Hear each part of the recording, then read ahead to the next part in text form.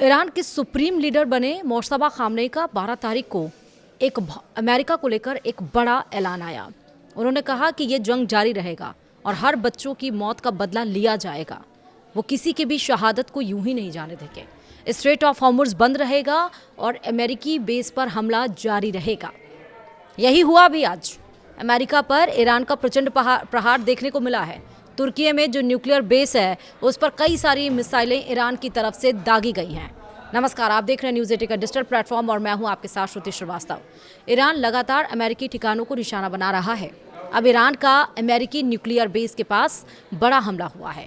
Iran ने तुर्की के encircle air base पर मिसाइलें दागी हैं। तुर्की रक्षा मंत्रालय ने हमले की पुष्टि की है। तुर्की ने कहा है कि हमले को लेकर ईरान से संपर्क जारी है। इतना नहीं, अमेरिकी एयरक्राफ्ट कैरियर पर भी ये हुआ है।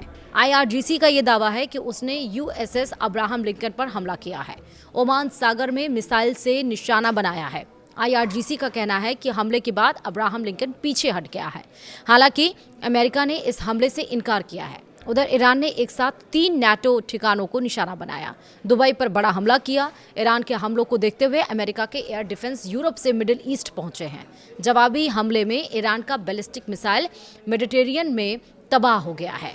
NATO एयर डिफेंस सिस्टम ने मिसाइल को नष्ट कर दिया है। मिसाइल तुर्की के इनसर्कल एयरबेस की ओर बढ़ रही थी, इसीलिए इनसर्कल बेस पर ही अमेरिका के टैक्टिकल न्यूक्लियर वेपन है। पूर्वी मेडिटेरियन में NATO एयर डिफेंस ने मिसाइल रोकी। खबर है कि ईरान समर्थित PMF के ठिकाने पर अटैक हुए हैं। इराक में अमेरिका का लुकास ड्रोन से हमला हुआ। ईरान पर अमेरिका का विध्वंसक हमला हुआ। तेहरान के वर्मिन इलाके में भीषण हमला हुआ। पूर्वी तेहरान कमांड मुख्यालय पर स्ट्राइक हुई। अब NATO विध्वंसक जंग की तैयारी कर रहा है। जर्मनी ने बड़ी सैन्य ड्रिल शुरू की है। घायल सैनिकों को बड़े पैमाने पर एविएशन एक्सरसाइज की जा रही है। लिथुआनिया से जर्मनी तक मेडिकल एवेक्यूशन एक्सरसाइज जारी है। रूस यूक्रेन युद्ध के बाद ये सबसे बड़ा मेडिकल एक्सरसाइज है। लेकिन आप सोचिए कि एक तरफ जहां अभी आज यानी 13 तारीख को डोनाल्ड ट्रंप का एक बड़ा स्टेटमेंट सामने आया कि ईरान जल्दी ही घुटने टेकेगा, यानी कि ईरान जल्दी ही सरेंडर करेगा और ये बहुत जल्द होने वाला है। ये 7G देशों को ये संदेश दिया गया अमेरिका की तरफ से।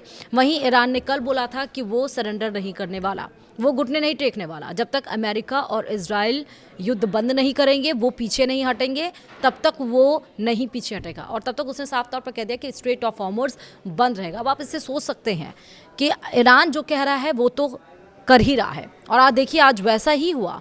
आज आप देखिए कि किस तरह से आज तुर्की में अमेरिकी बेस पर हमला हुआ, क्योंकि कल उसने कहा था कि खाड़ी देशों में जो भी अमेरिकी बेस है उसे हटाया जाए, वरना उसके ऊपर हमला किया जाएगा। और उसने किया भी। यानी कि जिसको छोटा और कम आंकने की कोशिश अमेरिका की तरफ से की जा रही थी, वैसा बिल्कुल भी नहीं है।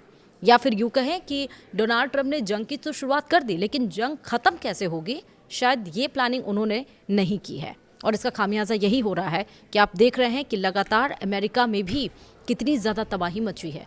अब इसके बाद क्या होगा वो देखना होगा। फिलहाल वीडियो में इतना ही। नमस्कार।